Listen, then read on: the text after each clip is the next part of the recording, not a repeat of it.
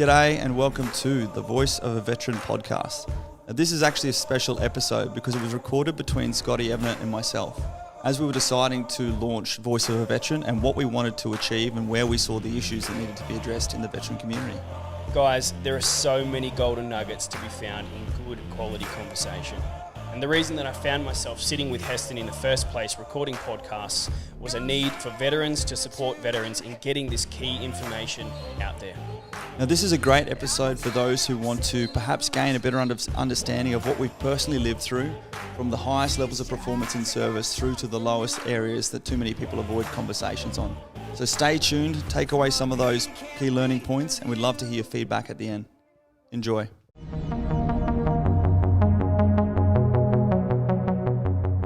Scotty? Hello, Heston. Buddy, I'm going to start this off by asking, who are you, mate? Mate, I am Heston Russell. What do you want to know?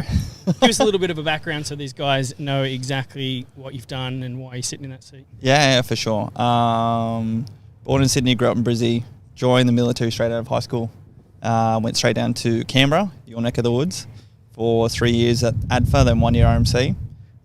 Then up to Townsville for 3 years, and then after that, the history is from 2010 until 2019 at Commando, like yourself, spending some time in Special Forces.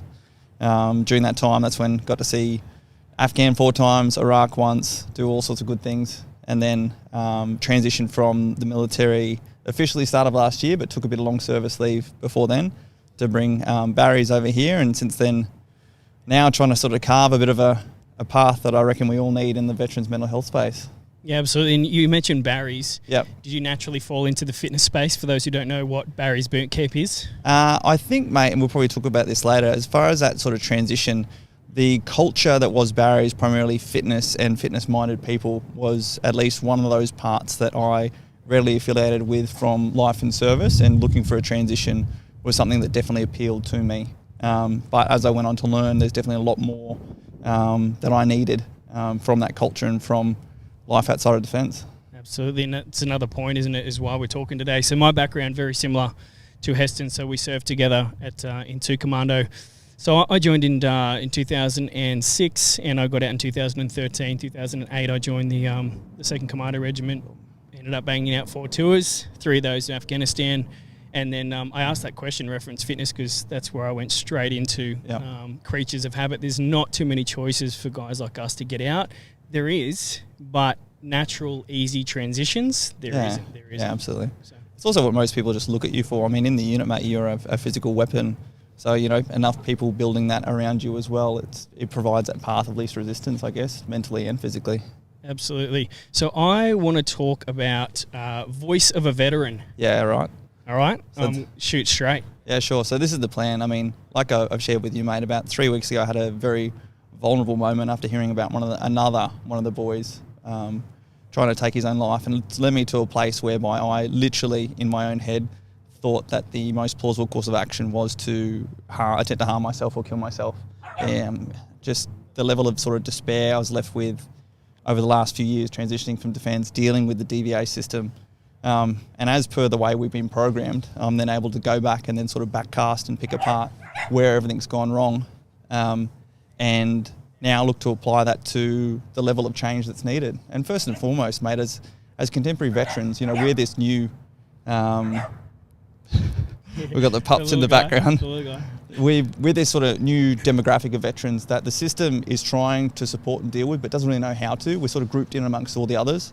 And I reckon first and foremost, things like this, mate, trying to set and lead by an example that is the best of what we've been trained to know how to be, to allow other contemporary veterans to know that they have a voice, they have others thinking about them, they have others willing to action what is not occurring in the system for them. And then secondly, engaging with that system. And when I talk about the system, we're talking about DVA, we're talking about defence to actually start to have a mature transition process. And I've already had some pretty good wins in those conversations, and currently working with both sides of government to try and see if we can start to make some of the cultural change that's needed. Absolutely, and I'm going to inject like just a different angle on the Voice of a Veteran, the reason why we're on here talking, because that's exactly what it is. Yep. And Heston and I served together, however, we didn't actually sort of meet too much, and been following one another through social media, but really have only hooked up in the last sort of 6 months, I guess. Yeah. Really, and it was the stories that that story in particular that really grabbed it for me, which was you gave me a buzz and we had a chat about that, and I had the similar stories. I had the same stories. How many of us are there out there in the same boat with the same story, in where you get to a point where you just you're that low, and it is with all your heart you go, the only way I can get this message through to help someone else is to bring yourself out, to delete yourself, essentially. And isn't that crazy? Mate, that is an insane thought. That's the travesty for me. So, like you're saying yourself, I had this conversation with you, and straight away you're able to fire back with where you've been in that situation. Then I've had this conversation with about a dozen other guys, and every single one has told me about the depths that they've gone to in despair / suicidal ideations / even making attempts on their own life. And like, that is the most shocking thing for me. The last 2 years of my career were running the selection course and the reinforcement cycle, and that's just that training perspective, let alone the career you guys have had as the highest trained operators in our military. For me to look at that and go, these guys are the most highly trained people, how much taxpayers' money has literally gone into training you guys to be what you were at the best of your game, and then to feel like you've lost that value, you've lost that worth. I mean, it's just absolutely incredible to me, and it's at a systemic level. Like, you guys should be the top level coming out of the military and supporting Australian society and putting those capabilities to use.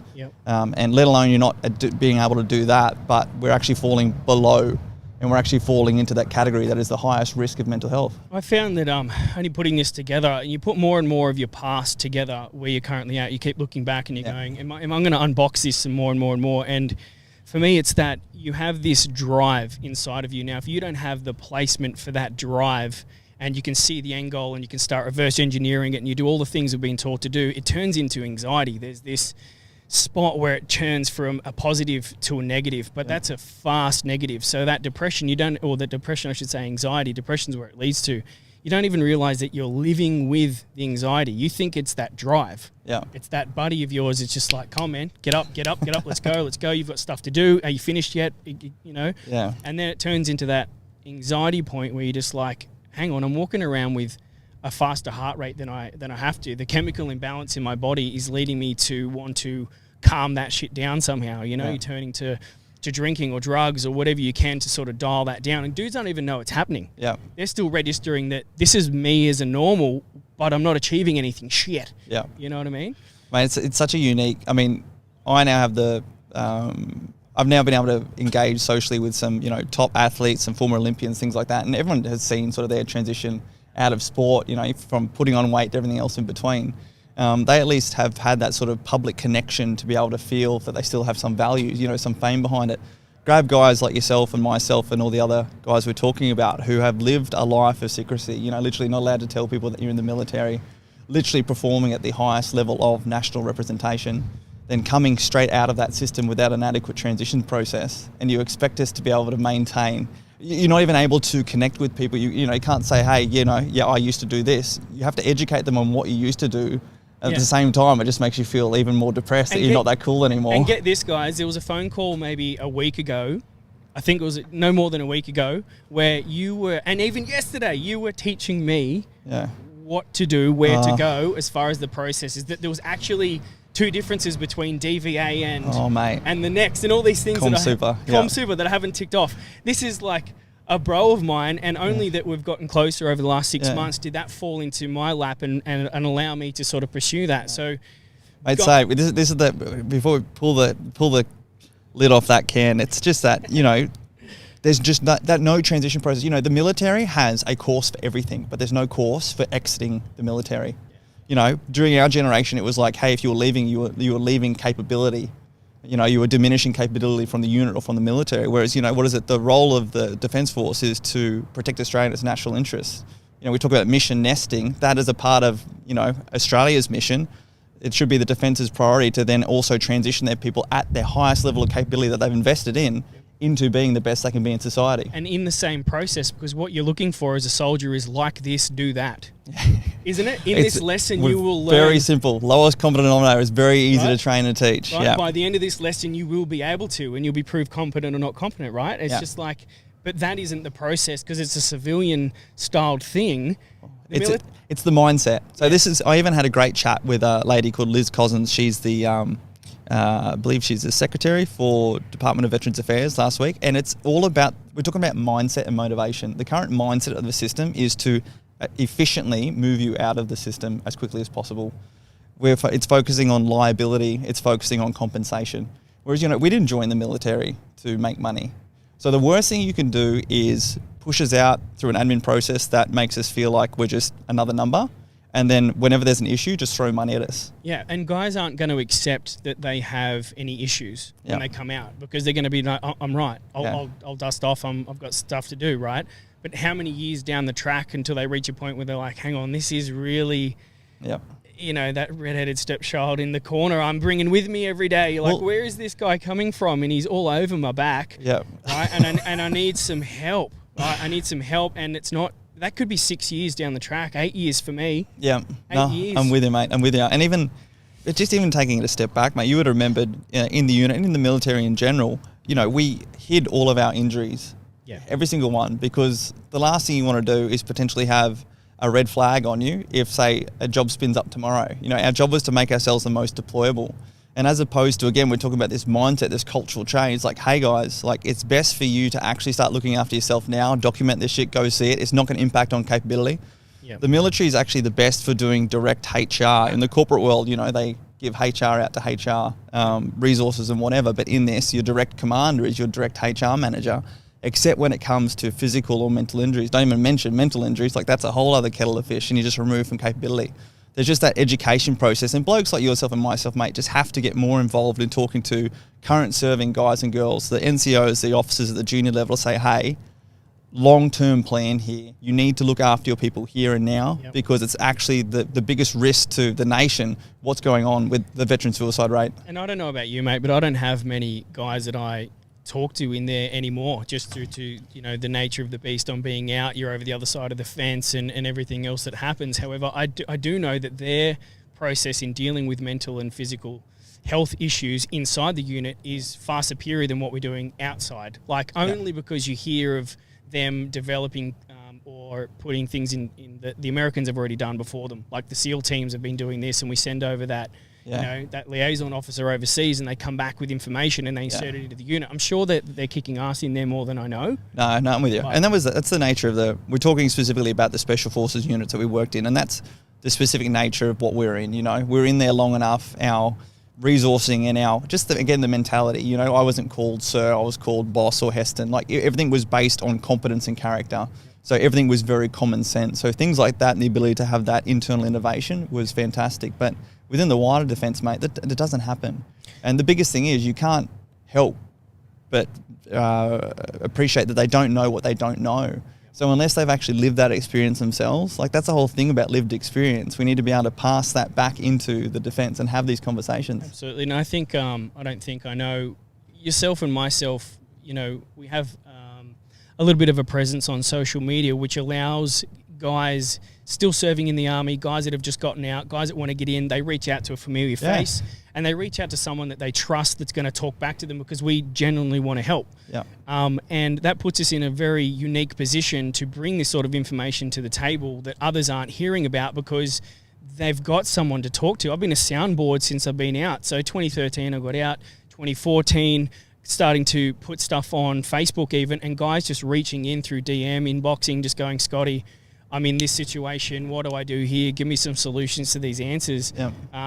What are you doing? What are you doing? What are you doing? And I love the fact that you and me are now at a point where we can turn around and help as many as we can. I think what you're doing with Voice of a Veteran, man, is going to be gold. Got to try. I just know that something's got to happen, mate. And it's so interesting, we just want to serve and support. Our purpose, when you sign up for the military, your purpose is outside of yourself, be that looking for adventure, serving your country. Either way, as soon as you join the military, you're given a purpose outside of yourself. You're taught to have whatever is motivating you, whatever is fatiguing you, to not be any matter before the mission or the men that you're there to support. And as soon as you get out of the military, that's what happens, is we lose that purpose. And that purpose, for me as an officer, mate, I had the mission. The mission was, the purpose at the end of the day. But then along the way, I had some absolutely awesome people that I was responsible for, not, I was in charge of. I was responsible for them, and I absolutely love that. My love language is acts of service and all these things that tickle me pink. But what I realized is I actually had 2 very strong layers of resilience. So that any problem, any fatigue, any ailment, whatever, like it stopped up here or it stopped here before it reached me, because I was so focused and committed to what happened then. Yep. I then left the military and I lost both those levels of resilience. Lost both those levels of resilience, and the first time in my life since leaving high school, I was required to look after myself without a purpose outside of myself, without an intrinsic motivation to draw me out of myself when I'm having a shit day in the morning. And it only lasts so long, right? Because like your planning process and your creativity and stuff, putting in another, target in front of you isn't hard, but when it's done on a daily or done on a weekly basis, because you have all that drive and anxiety behind you and you still haven't placed it yet, and you'll do it again and do it again and do it again. You'll do this for years. Yep. I know, because I've done this for years, right? You do this for years. What are we on, version 6? Yeah, I'm on V6. Yep. Yeah, right. This is Scotty V6. Hopefully, well, I can't say no. Hopefully it's the last one, because we No, but this is the whole thing, mate. If you don't have that intrinsic motivation, that intrinsic purpose, that's when all of a sudden you start relying on the extrinsic motivators. You start relying on that, what you're getting feedback through social media, through everything else in between. And to be honest, like that's when shit actually really hurts. Like I know you, mate, when you left the military, you actually started doing great things. I mean, you've got a very spontaneous personality, you're super fit, but I was still in the unit at the time when you started actually making some great waves on socially, and all that I ever heard was people cutting you down, that you're in it for yourself. And now on the outside, I actually realize that, mate, you really are on your own when you're out of it, and you have to try and survive somehow. Yep. And actually, you're there trying to promote the unit, trying to promote the cause, trying to promote as much as you can, because that's who you are. Yep. But inside the unit, I mean, you don't know what you don't know. You haven't walked those shoes, and it's so easy to just go into narcissism and poppycutting. My story since 2014, when I started putting on social media, if you go back, there is no I written in any of my posts. I'm posting 3 times a day at a minimum, all the way through there. And, it was all we and commandos, because we're a team and that's how we do it. And not one post was about me. Yet when you're out in this world and then you start to dive into a new skill set that you need, like marketing and sales, right? And if you're a personal trainer, people need to know that you exist. Yep. And you need to put these things out there, that the world that you're in. But apparently that's, Well, people want to know what you've done for the last decade. They need trust. And if you can't suddenly say, hey, I've been a commando, like I am a commando, my whole life has been trained to do this. Yep. So you're not allowed to use that because people in the unit think that that's you just showboating. But if you don't use that, nobody knows who you are. And that deep down is who you are. Like even with barriers and everything, mate, I tried to suppress that side of me. And that's the side that just bubbles up, because that's what you've literally been imprinted on for over a decade. Like stinging to help the next person, and you have the knowledge and experience to do so, that key word that people needed to trust was commando for me. Like special forces, anything around that was just to say, hey, I am trusted. I have experience. I can help you. I'd love to do so. Please get in touch with me, and we'll bash out a course of action for you so you can dominate your life. That's all it is, and all it was, and all it will be. But well, that's it. And I gave this chat at the RMC third class the other day. Responsibility versus entitlement. Some people do get out, and some people wear it as an entitlement. But to be honest, blokes like yourself and myself and many other I've met really are there literally wearing it as a responsibility, and they actually carry it as their responsibility to act like the best they can, to be the best example of what it was and what it was to be a commando in the unit outside of it. And that's a true thing. I mean, adapting to surroundings, adapting to your environments, being the best in those environments is what we do. But it's just, again, a large education process, mate. I'm just going to spear off over in this direction. What do you know any stats, right, when it comes to our guys that have, committed suicide? Yeah. Even just amongst your friends, we're talking, out of 10, out of whatever, just to give these guys a bit of a heads up on guys that have tried and failed. Yeah. Guys that have been to this. Well, this is the craziest thing. So since 2001, unfortunately, the actual data at the moment only goes until 2017, so it's more than that. But we have had more than 400 veterans commit suicide. That's nearly 10 times the number of those who died in combat during Afghanistan and Iraq in those same 20 years. As you and I know, for every person that commits suicide, and unfortunately even the government systems and processes are currently focusing on that suicide rate, there's another 10 at least who've attempted suicide. Yep. And for those who've attempted, there's another 100 who are having ideations. Like I said, 12 out of the 12 people that I've spoken to, mate, all said that they've been there. They've been that depth of despair where they actually thought the most logical thing to do was to take their own life. Yep. You know, these are completely logical people like yourself and myself. Like, I was there, mate. And I always thought that suicide, you know, you see it's, you know, the guy sitting on his couch sipping a bottle of whiskey and degenerating into this state. No. All of a sudden, for 2 minutes, it literally made the most logical sense. And then my pup came and put his head on my leg and I snapped out of it. And you sit there going, that is the most illogical thing I could think, but it doesn't come from a place of logic.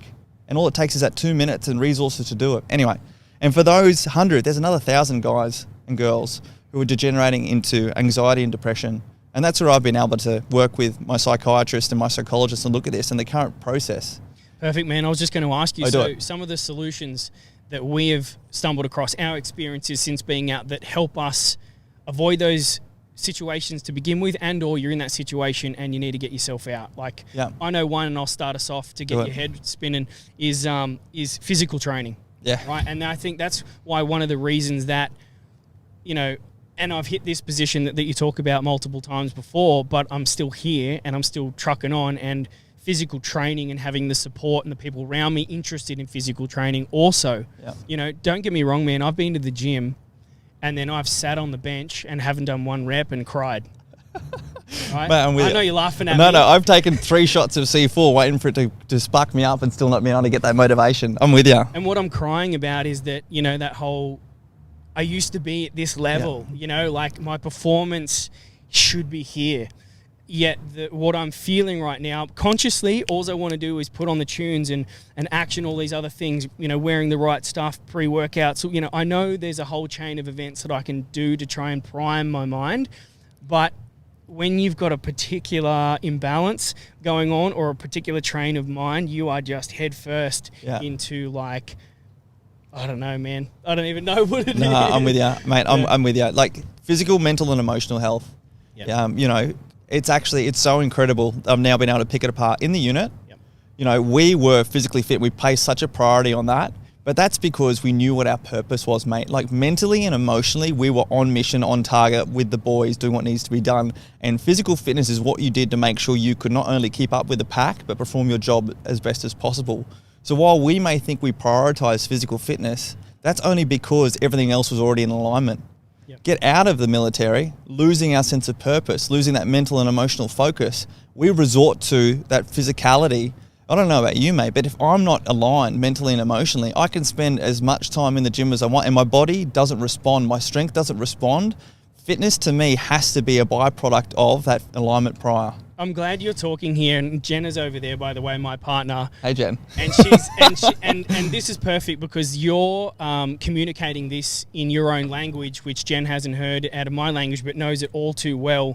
If I don't have the stars aligned and I don't know our purpose and our future and all the bells and whistles plugged onto it, and I can see the whole thing there, I don't attach myself to what's the point. Like, if it's not going to get me there, or I haven't lined up all those things yet, I don't train either. And I know that when I do train, I train half-hearted, or I train like this, and the purpose, you know, without being driven by the purpose, I don't get any results, like you were saying. I think I've slowly diminished over the years in size, in body fat, finding it extremely hard to cut body fat or extremely hard to gain muscle when you haven't aligned. So V6, 8 years down, is still trying to find the damn purpose. Mate, I'm with you. Like, look, the biggest, again, looking back, the biggest shock for me was bringing Barry's boot camp here to Australia. That sort of 2-year period, I was my most physically unfit. Just because, you know, there was so much else going on. I was throwing myself into this physicality to try and provide that holistic health that I needed, but that was just, again, that 1/3, that fraction of it, and everything else was all over the place. And for me, this is my own personal journey whereby I then started going through my DVA stuff, and, like, mate, that was just like a weekly anxiety piece, a weekly devaluing, a weekly huge issue, and it just tore me down. I remember back with Blake then, he used to hear me getting off those phone calls, you know, that just took so much out of me.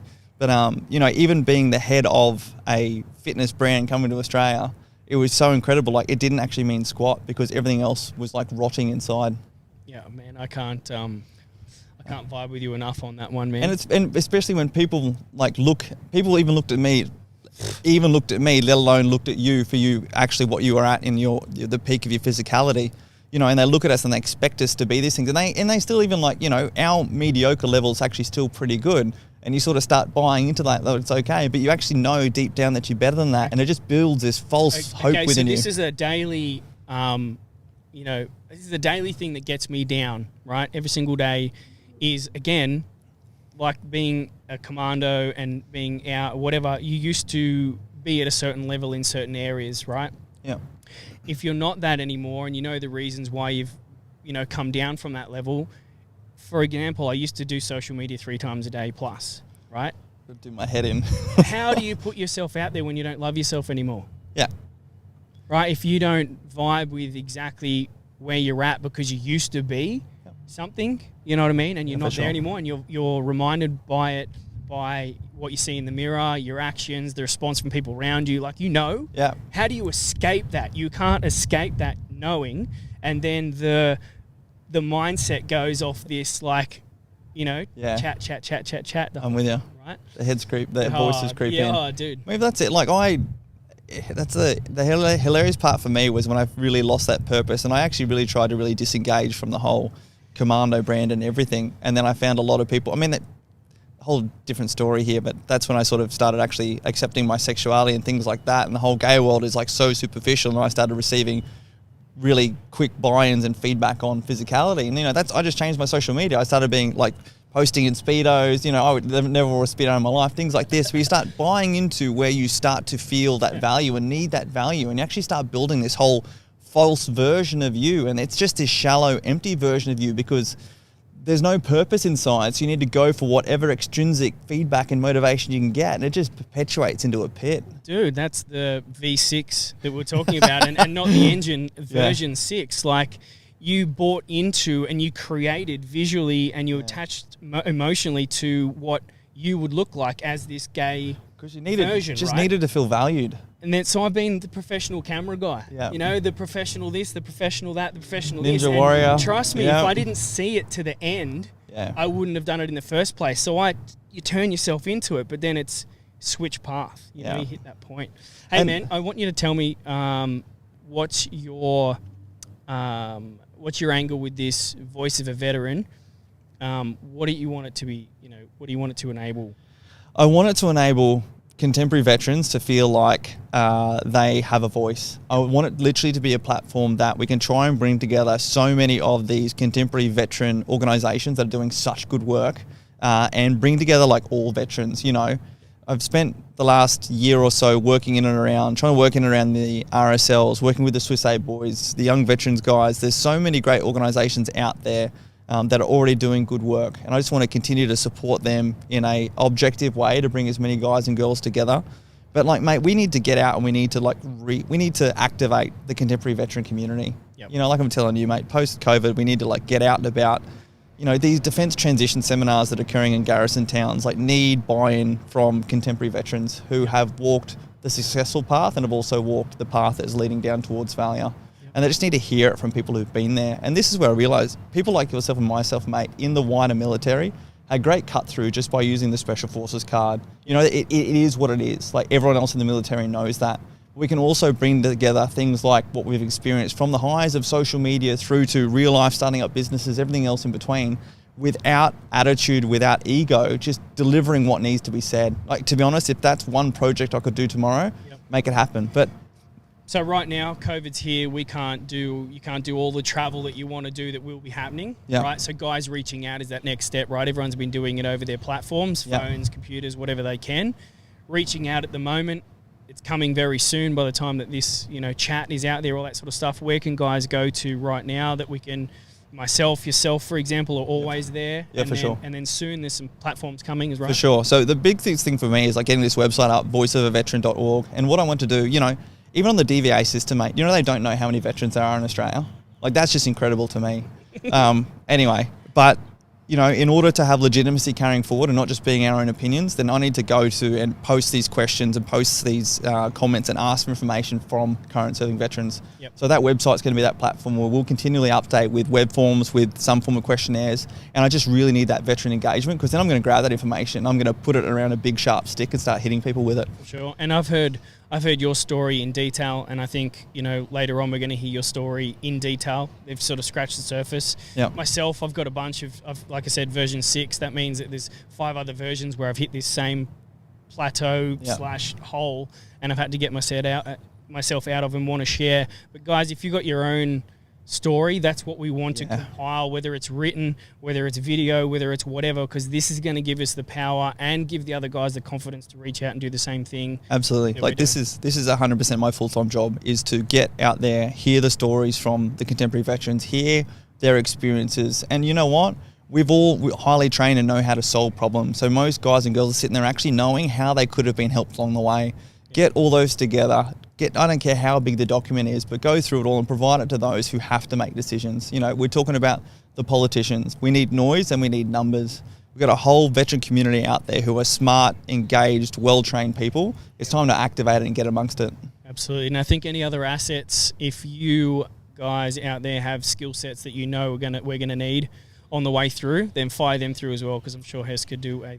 For sure. I mean, that's once we, you know, even digitally online, there's so much we can do, but I really want to just start activating that veteran network. Once you're out, you know, we should be having annual events. We should be having veteran communities. We should be having more involvement and engagement with our like-minded people. We should be actually like forging ahead and doing some of these exciting things. Like, we all know how to organize shit at the drop of a hat. Like, let's get together and do that for a fun and engaging and motivating way. I'm smiling because it sounds right up my alley. I mean, look at this guy. He just rolled out a bloody, what's this called? Podcast studio right on my terrace here out of 4 or 5 Pelican cases. Like, that's where it's at. That's it, hey. That's the fun stuff. And we love organising. We love getting into to that sort of stuff. So, yeah, the events to come, the activations, that's all they're going to be. Activations, get along.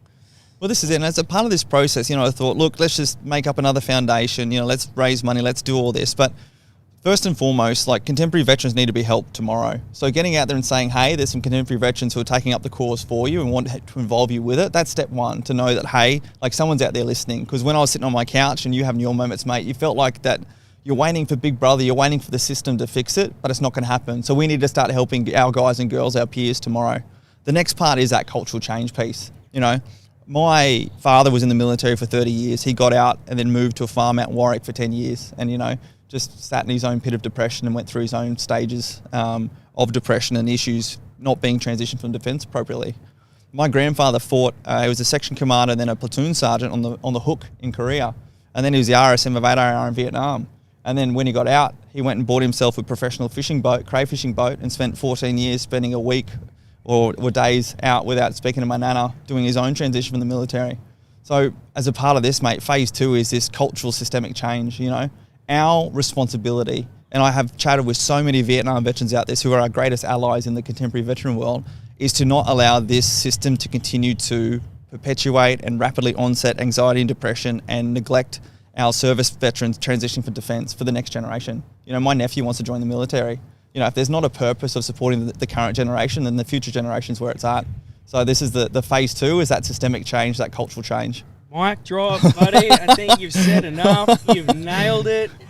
Done. How do you back that up? Mate, we're just going to make it happen. And, you know, as you know, the biggest thing is, mate, bringing together the noise and the numbers. You know, I'm not in this to raise money. I'd love to raise money for some projects that are going to come along the way that are literally there to support and help veterans, that I feel like the government should be doing anyway. But it's all about, like you're saying, reach out if you've got ideas, if you have resources, as opposed to providing funds to things. If you can provide services and support, like, that's what we need. Yep. We just need good people who know what needs to be done and to get amongst it. And lessons learned from myself definitely is that we won't be letting all the cats out of the bag. There is plenty of ideas in the pipeline that won't be speaking about until they're out and about, until they're done. I really want to, though. Until they're done and they're a rolling thing, so stand by. Yeah, absolutely. Stand by to get some. Thanks for listening to the Voice of a Veteran podcast. We really hope that there were some key takeaways that might help you, be they relatable, be they aspirational, but we're not just here for your entertainment, so please make sure you remember, move on, and action from here. And that's it, guys. If you've heard something here today that has truly helped you, it's our duty to share that information with as many as we can. Support is about being proactive, and that's taking action to better our own lives as well as the lives as many mates as we can. We love your support getting these messages out, so please subscribe, go to our YouTube, Facebook, Instagram, LinkedIn, Voice of a Veteran. Catch you next time. See ya.